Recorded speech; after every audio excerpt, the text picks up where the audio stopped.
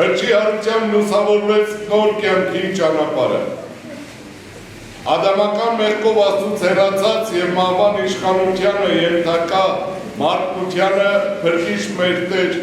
Հիսուս կոչեց հարության կյանքի,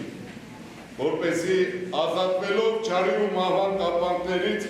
արժանի լինի տերունական փրկարար շնորհներին և ժառանգի երկնքի արքայությունը։ Նինոցմինդայում մեծ հանդիսավորությամբ ապրիլի 5-ին նշվեց Սուրբ Զատիկը, Հիսուս Քրիստոսի հրաշափառ հարության տոնը։ Սուրբ Սարգիս եկեղեցին լեփ-լեցուն էր հավատացյալներով, ովքեր եկել էին կիսելու այս լուսավոր օրվա բերկրանքը։ Տիրում էր բարձր հոգևոր մթնոլորտ, իսկ մարդկանց սրտերում հավատ և հույս։ Եկեղեցում մատուցվեց հանդիսավոր Սուրբ Պատարագ, հնչեցին աղոթքներ ու շարականներ։ Հնչեց ավետիսը «Քրիստոս հայրավ իմեռելոց», որին ներկաները միաբերան պատասխանեցին. «Օրհնյալ է հարությունը Քրիստոսի»։ Հավատացյալները աղոթում էին խաղաղության, առողջության և բարօրության համար, ստանալով Սուրբ հարության օրհնությունը։ Մեծագույն տոներից մեկն է հարության տոնը, Սուրբ Զատիկ,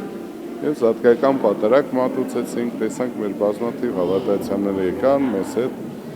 ողջունեցինք մեկս մյուսին, ասելով Քրիստոս հայրավ իմեռելոց, օրհնյալ է հարությունը Քրիստոսի։ Շնորհավորում եմ բոլորի Քրիստոսի հարության տոնը,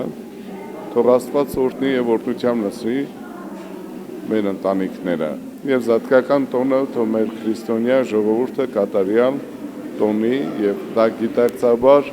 և այն հարության միտքը, որ պիտի ավելի մեր հավատքը ամրապնդի ու լցնի օրհնությամբ, և Աստծու կամքի համաձայն ապրենք,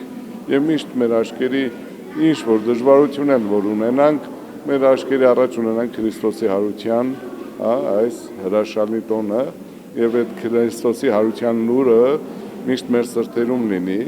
գիտակցությամբ ապրենք Քրիստոսով։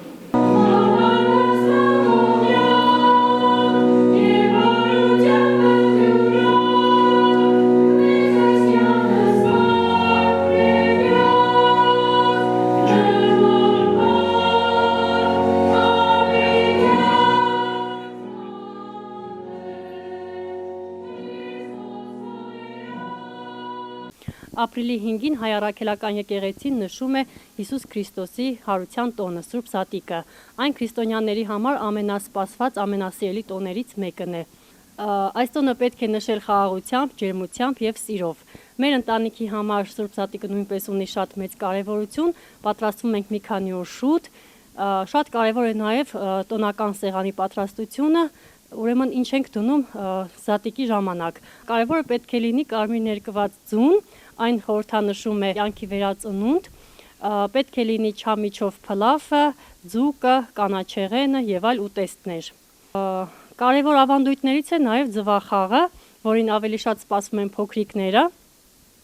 ու ասում են, որ ձվախաղի ժամանակ այն ձուն, որ հաղթում է, դա այդ տարին տվյալ մարդուն բերում է հաջողություն։ Ու ասեմ, որ երևի հենց դա իրականություն է, քանի որ անցած տարի հենց ինձ էր ընկել առաջին անգամ ինձ էր ընկել այդ ղոչը, այսպես ասված, ու տարին իմ համար շատ լավ էր, շատ հաջողակ տարի էր,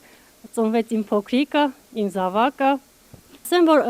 տարեց տարի Զատիկը նշում են ավելի ճոխ, ավելի մեծ շուքով։ Ինձ թվում է, որ հենց Զատիկը այն տոնն է, որը պետք է հենց նշել ավելի ճոխ։ Այս տարի էլ մենք պատրաստվում ենք Զատիկին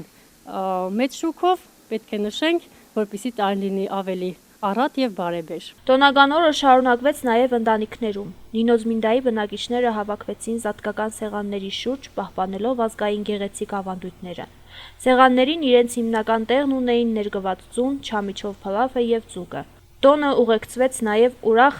ձվախաղերով, որոնք մեծ խինդ պարգևեցին թե փոքրերին, թե մեծերին։